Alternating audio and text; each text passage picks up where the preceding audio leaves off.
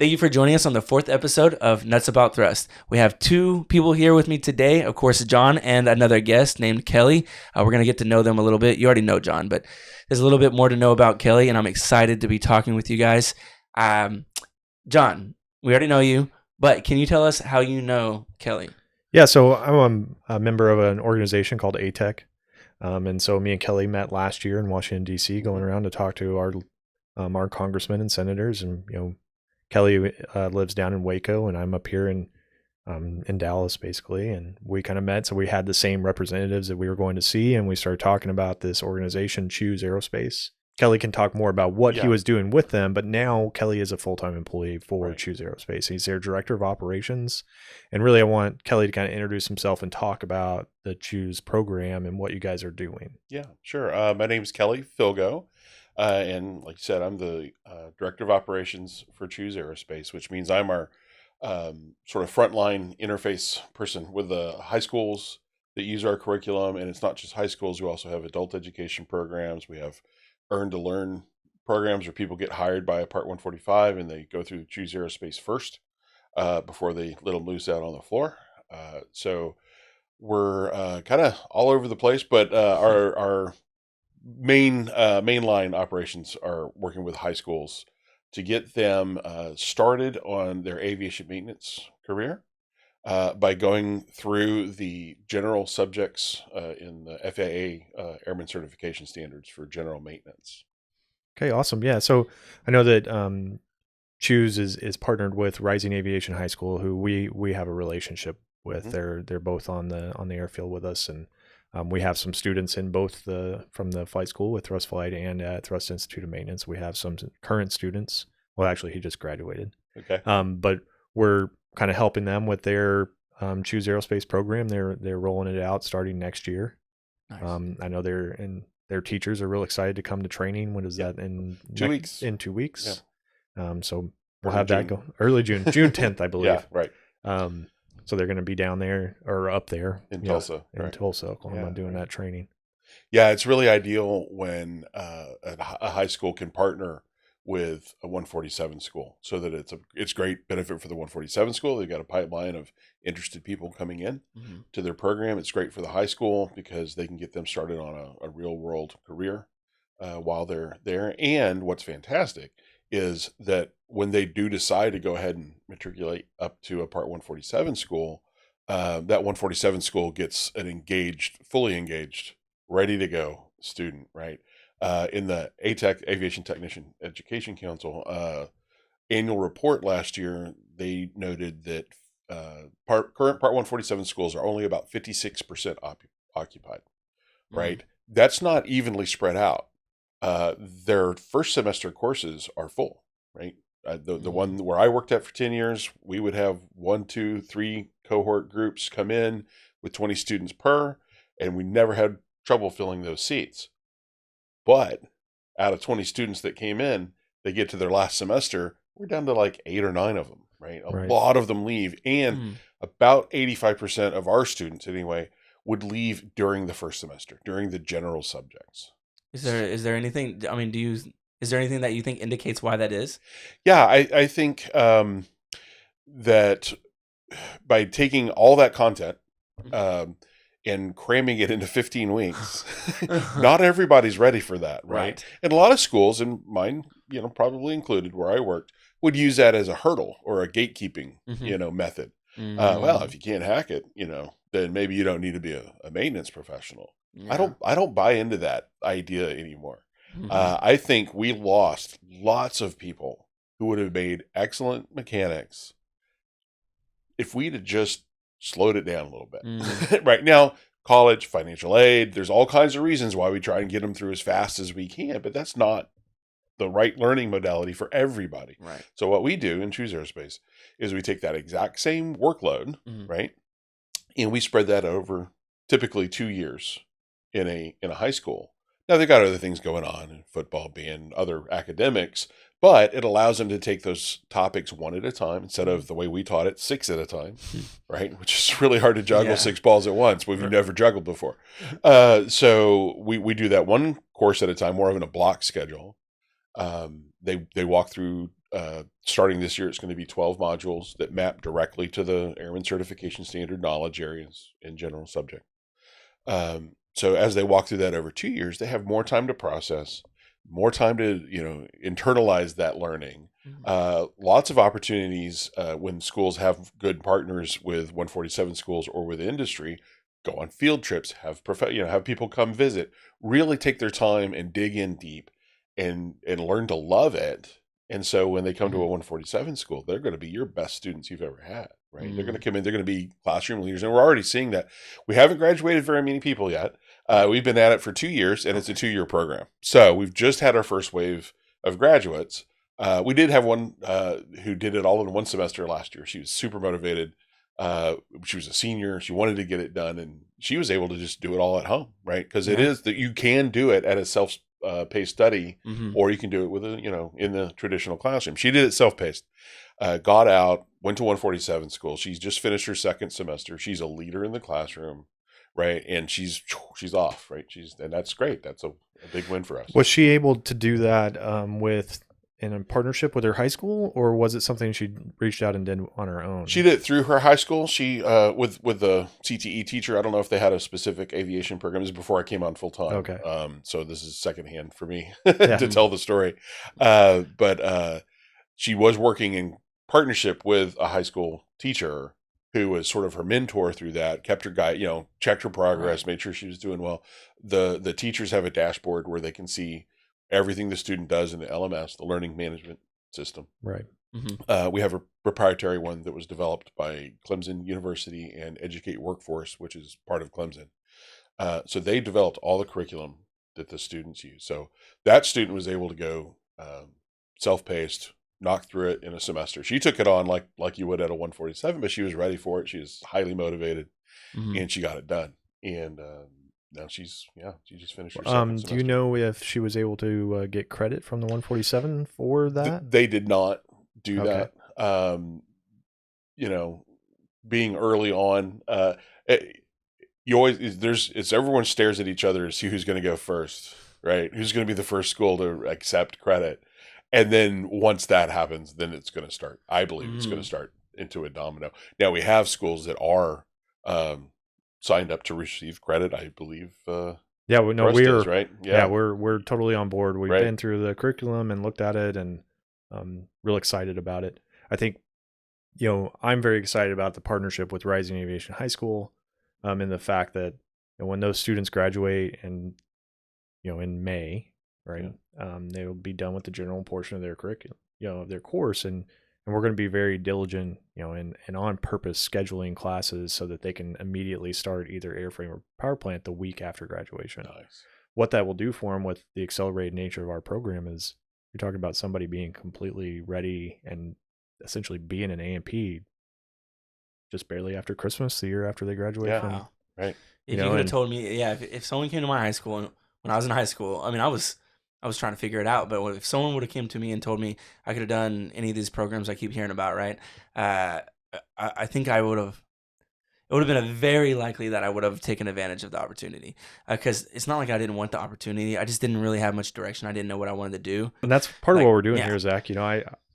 I'm one person screaming it from the rooftop of my building in Addison, Texas, right? Like, I can only tell, I'd tell anyone that will listen, like, hey, it's a great job. But you're talking about a young person being 18, maybe 19 years old, and they'll be have an earning potential of $30 to $35 an hour starting right off the bat. Yeah, when your friends are off in their freshman year of, college or whatever they're doing, culinary school or whatever they're doing, knocking around at the local, community college, waiting to go to 4-year, or trying to figure out what they want to do. Yeah, and you'll be a licensed A&P that the airlines want to hire. Right, exactly. Well, and one of the things I use to talk to students about this is, and their parents, because often they're the people who are really sort of turning their neck towards where they want them to go. Yeah, right.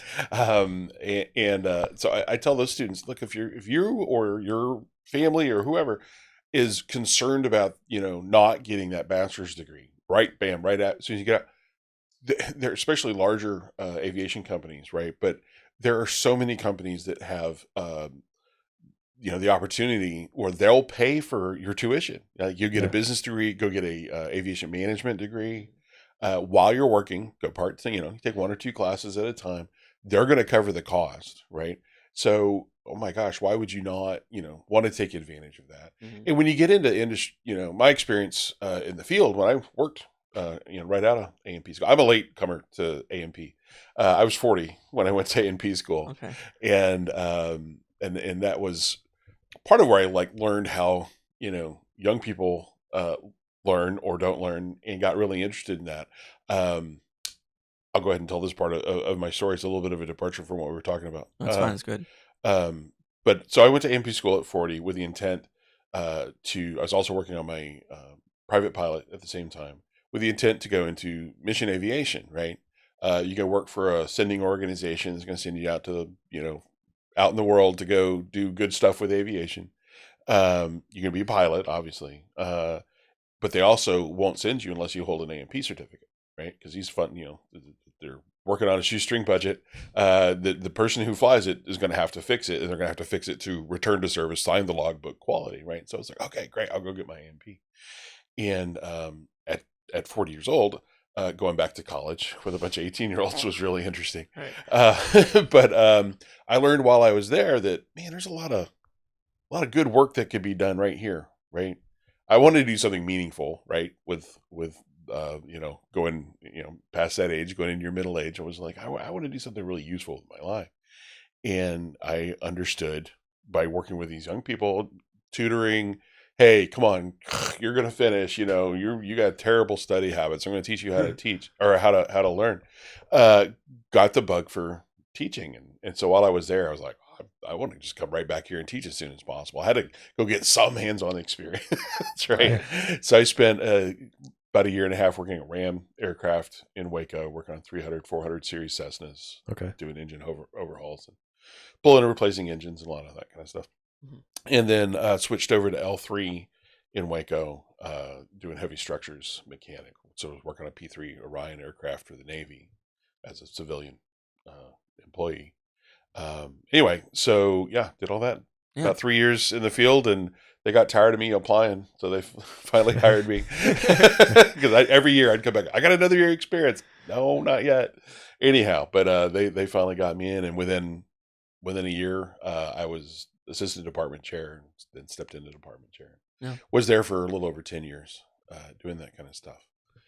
Yeah, not sure how I got on that subject. No, well, it was relevant. It was relevant to okay. why you even wanted to help people get into the program. Because, like I said, there's plenty of people who just don't know what they're looking to do, and like John was saying, that's part of what we're trying to do here, and right. and that's why you got into it in the first place. Yeah, yeah. So there's that motivation. This is why I do this, right? Yeah. When the chance to go full time with Choose Aerospace came up, I was like, oh, sign me up.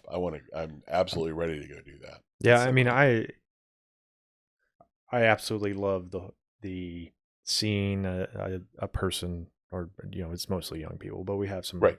I think the oldest person in our program right now is 39. Yeah, I was that guy. Right? He'll be 40. Yeah, and he's making all the A's, right? And everybody else he's making all the A's. And he also is helping his classmates, right? Yeah. And you see that, and it's a maturity thing, right? Mm-hmm. When you're in a room with a bunch of 18 and 19-year-olds, they have their own things that are going on, but it's really interesting to see the kids to see the young adults that are in our program that, we're hitting like the 7-8 month mark with some of them. And it's really turning around there. Just in general, their work ethic is getting better. Yeah. They're figuring out, hey, I got to study outside on my own time. And they're learning what professionalism means. Yes. And all these things. Yeah. And we're starting to see like these results. Yeah. And it is absolutely fantastic. I totally love it. Yeah, I love when I go in the hangar over there and they're like, because especially the young ones, I go over there and I talk to them, get to know them a little bit.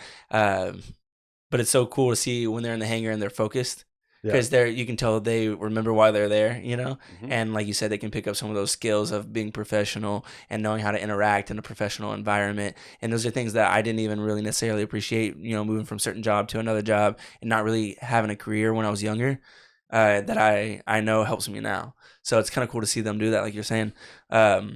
that's one reason so far I'm really enjoying my job here. I'm getting to I get to spread a lot of awareness around ways of maneuvering in aviation, and seeing that aviation has a lot to offer, a lot of opportunity, a lot of demand right now. I'm finding it exciting, and I'm not even a pilot or an A&P, so but that's why I like talking to you guys about it. Well, I like that we got to know why you got into it in the first place, because it makes it. If I heard you speaking, I'd be like, "Oh, I see why you're into it." It makes me trust your motive a little bit more. When you have to wonder, it's kind of like, "Oh, I don't. Well, okay, how are you making money off me, right?" Right. And which everyone's making money off everyone, but we have another reason from you, Yeah. and I like that about you. Right.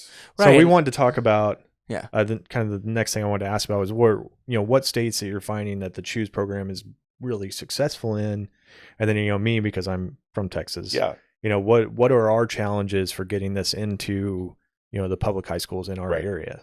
So one of the challenges, first challenges we have when we talk to any school with an introductory conversation, is when we get around to the budget. What is this going to cost? Currently, it's $200 a student per year. So if you take 2 years, that's going to be $400 for that student. You can do it in 1 year, like maybe the class meets 3 or 4 hours a day, right? They've got enough time to do it, then you can get it done in 1 year. Some schools are spreading it out over 3 years, right? So that is a challenge for every district. How are they going to do that? But also because the rules change from state to state, right? Some states can use Perkins funds, some states can't, because the state sets the rule on how they're going to use those Perkins funds. What as is an example. Perkins funds? So Perkins is it's federal funded program in Texas, at least at the college where I taught in Texas. We used it to buy hardware. If you can't put a sticker on it that says purchased with Perkins funds, you can't have it. So we couldn't use it to buy software. We couldn't use it for training, or that kind of stuff, or I think license fees. And this would probably fall on, Choose Aerospace would probably fall under that restriction in Texas. I know that our biggest state by far is just north of here. Texas' big rival, Oklahoma, is they have a statewide program where they basically are doing workforce preparation. It's not a community college, but it is post-secondary, where people go in and do trade school, right? So I think they have 10 Part 147 schools, right? So the organization that manages that for the state has secured funding where they said, hey, if you're a high school in Oklahoma, and we will cover the $200 annual fee for your students. So the state has jumped in with the funding to cover that. So right now, they'll say they'll pay up to 500 students, but I have every confidence that when we break the 500 student barrier in Oklahoma, we'll have that conversation and it won't be a problem. So when a state can get very creative about how they can help do that, then lots of things can happen. Well, yeah, I mean, to me, it just seems like their lawmakers and the people running the state of Oklahoma are taking this very seriously. Well, right? they do, like because the shortage. Sorry, go ahead. Yeah, the manpower shortage is going to affect Oklahoma City. That's where the FAA's headquarters are at. Sure, they're very aviation aware in Oklahoma. It actually flips back and forth between first and second position on the most people employed in any given sector, because they've got Tinker Air Force Base, AAR, NORDAM in Tulsa. American Airlines has the largest MRO for an airline. At least check my facts. Yeah, where are they? I think it's if I'm right, it's the largest MRO facility that's owned and run by the airline that's using it. And on and I'm leaving lots and lots of industry out. I think Pratt and Whitney's moving a huge facility there, or it's GE. Anyway, it's overtaking oil. As you know, in Oklahoma's been oil, right? One of our programs is at a high school called Oilton High School, right? Oil Town. Yeah, that's why Oklahoma is highly motivated. Now, Texas is a big aviation state as well, right? We've got San Antonio, the DFW area, Austin a little bit, Houston, with corporate aviation all over the place. So Sure. Well, let's work your contacts. Yeah, let's do that. Yeah, I mean, Texas, and we talk about DFW being a huge place for aviation. I mean, there are hundreds of thousands of jobs here. Yeah. And tons of shortages. We just like the whole market is seeing, it's driving wages up, and there's lots of those jobs are in demand, and it seems like we just, I would love for Choose Aerospace to be at every high school. I did not have the opportunity for something like that when I was, 15, 16 years old. Even if it wouldn't have been the career I would have chose, it is a great curriculum, right? Like just like auto tech, like we had auto tech or auto body and sure. Yeah. and all these other programs. Yeah. We hope every student that goes to Choose Aerospace is obviously going to choose aerospace and go do that for a career. Right. But even if they don't, they're going into something else with a level of education about not just the facts about aviation maintenance, but also the professionalism behind it. Right. How to be a good employee. How to, you don't get raises if you're not making money for your company. Well, that's like a huge moment for some well, kids. I think that learn to understand that. Yeah, the absolutely. program would be so beneficial, not just for someone that was wanting to pursue a career in aviation maintenance, right? Like, so if your idea is where you wanted to be an aerospace engineer, what a great foundation to have, right? Yes. Like you want to go become a professional pilot. What a great foundation to have. Like, so it's just all aerospace things. I want to go work for NASA. What a great foundation to have. And I think it's cool that you can get a look into any career at that depth while in school before you are, forced to choose what you want to do with your life.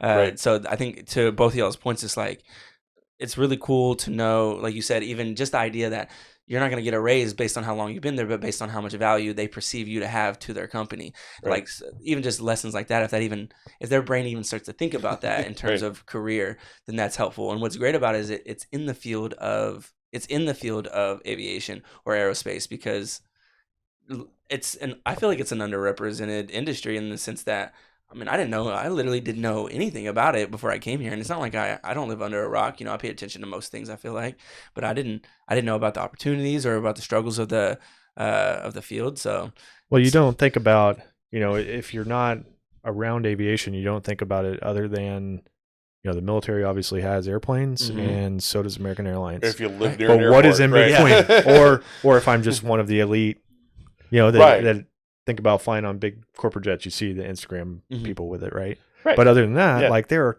so many other jobs that are aviation, aerospace adjacent, right?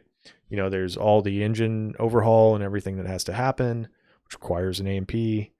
And like what we've talked about this before, I have every employer in town is beating down the door trying to hire our students. We have Envoy is coming out in 2 weeks, and they want to talk about, they give them like job offers 2 months before graduation. Yeah, they've got a great pipeline program. $7,500 sign-on bonus.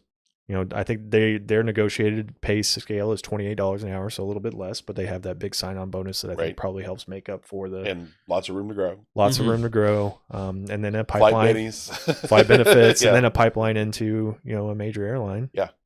And that's just to name one, right? Yes. Like everybody is looking. Yeah. So if someone, especially for Choose Aerospace, if someone's asking about why they would, like, if you had to tell them one good reason to enter one of the programs in a high school or to even pay attention to the industry at all, is there like a main thing that you go to here?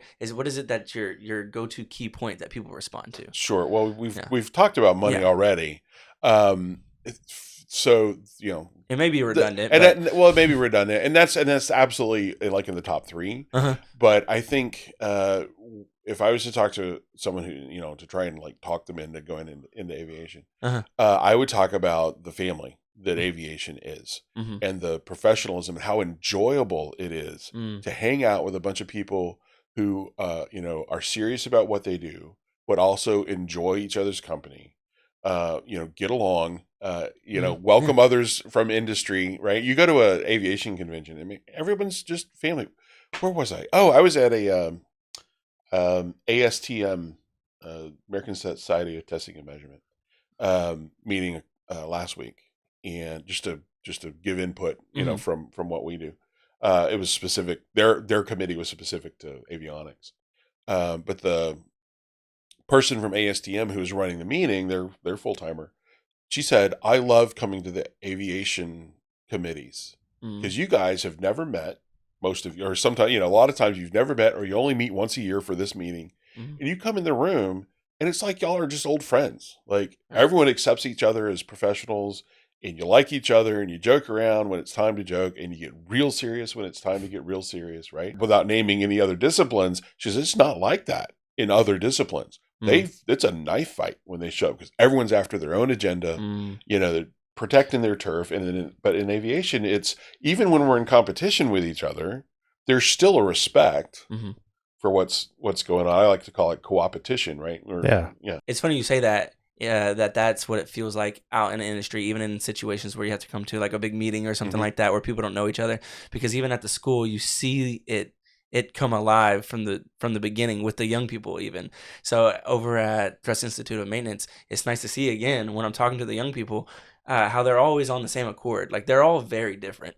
Yeah, I can say that they're all very different. But they're there for the same reason, and they joke around, and then they come together and they have a similar approach to being, hey, this is what I want to do. I want to like learn about this engine. Or I saw them all really get familiar with one of the old Cessnas that we have over there.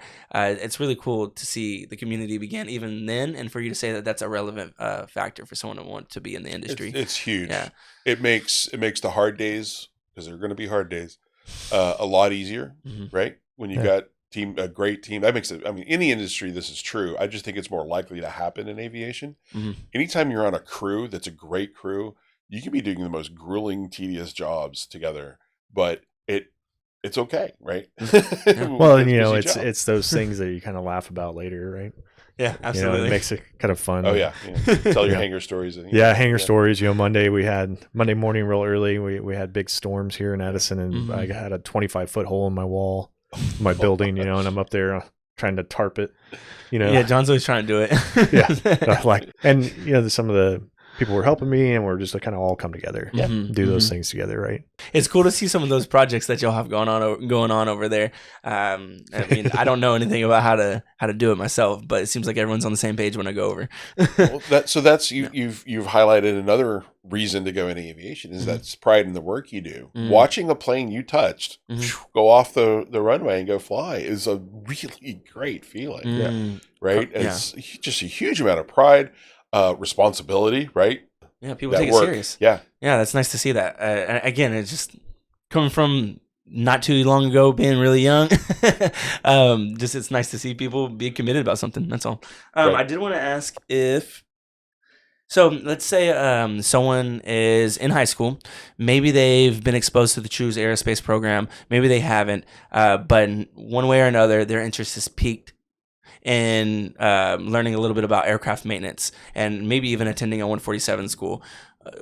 I might have asked something like this before, but I guess I'll ask now just to be sure, especially if they're in your program.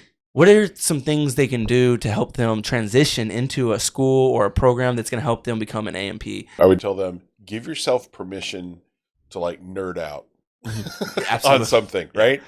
Like really get into it. Like if you think airplanes are cool, let's run with that. Like, dive in all the way. Don't worry about like looking like a bit of a goofball if you all of a sudden become an airplane freak. It's okay because that's how you learn, right? When you've got a reason, like if you're internally motivated is I think the right term, but when you think something's cool, it's a lot easier for that information to stick, right? Because we're not trying to get through school by passing tests and dumping that information. You certainly can't do that in aviation, right? Everything we're learning, we're going to use later, right? So, but that stuff has persistence when you've got a little place for it to live. Just diving in, right? I mean, I think everyone, not just young people, not just going to, slag on 17-year-olds, right? People my age are afraid to sort of show their interest in stuff. It's not cool. It's not, whatever. Yeah. Man, don't worry about that. I think it's a different day and age Yeah. too. You can't. No one's I think The things specializing in something is Yeah, important. I mean, the things Yeah. that kids are afraid of are so much different than what I was afraid of. Yeah. as a kid. You know, like they put videos of themselves dancing on the internet. Sure. You know, that's never, But they're never in my wildest imagination. But they're hesitant to put their hand up and try and Yeah, answer but they a don't want to question ask in questions, class. and they don't have good habits on taking notes, is what we're finding. Yeah. I think that there's some of that came from COVID. You know, Mhm. people It were got out of the worse, for classroom, sure. and it just wasn't a requirement. So, you know, we have a lot of, hey, I don't think we covered that. Yeah, we covered that. Mhm. Yeah. You know, Well, I well, think, let's see your notes. what Oh, notes? What notes? Right. I'm supposed Right. to take notes. Yeah, I'd tell them, I said, just write it down. And I don't care if you throw your notes away at the end of the day. Yeah, write them down. Just you're here because you use your hands to work. So why not use your hands to learn? Mhm. Just jot, and not every word, just an outline. Boom, boom, boom. Yeah. And throw it away. Who cares? You've done something kinesthetic to learn, and it's going to stick better. Kelly, that is a great way to explain. That was really good. Yeah, I've never heard it quite put that way, but I Yeah. think that's the best way. Yeah. That's why we're here, right? Yeah. It's because we learn best when we take a thing apart and put it back together. Right. So write it down. Just write it down. Yeah, you don't ever have to look at it again. Nope. You know, and if I'm writing notes, I can never read them again. So it's Yeah, it's part right. of It's hard to realistically. Yeah, when I'm writing, whenever I've actually been diligent in note taking, they weren't that legible, and maybe they were right, but I realized that just writing them down made it better, anyways. And I was always someone who I considered myself to be someone who liked working with their hands a lot. Like I like to be up and moving around. I was a hands-on learner, and like you said, if you like working with your hands, you might as well learn with your hands. And I was like, well, right. We all learn things differently, and you know, those instructors are great, right? Like the ones on our staff are really good, but you know, everybody can explain things a little bit differently, and you can't just remember something the first time someone says it. mhm. You know, I barely remember what we were talking about at the beginning of this podcast. Yeah, Right. Like- exactly. I think this has been a great episode, especially for the 4th episode of Nuts About Thrust. I do want to thank John for having Kelly come on, and of course, y'all letting me participate a little bit. But I like what everyone's doing here. Everyone check out his website, chooseaerospace.org. It is a fantastic program that's really changing the lives of young people across the country, maybe one day across the world. Yeah, give us a like, a thumbs up, like Zach likes, like and subscribe, share. Check out Kelly's website there at chooseaerospace.org. And again, Kelly, thank you so much for being on, and I'll see you guys next week.